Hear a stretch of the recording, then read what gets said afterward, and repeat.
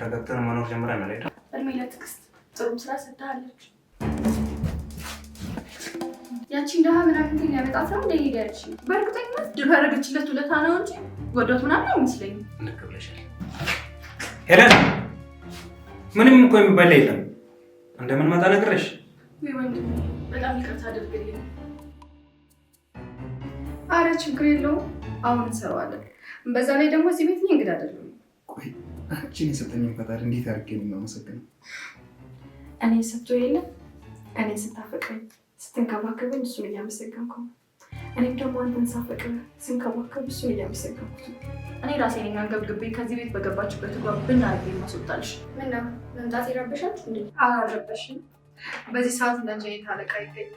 የእውነት በጣም ጥሩ ሰው ነሽ።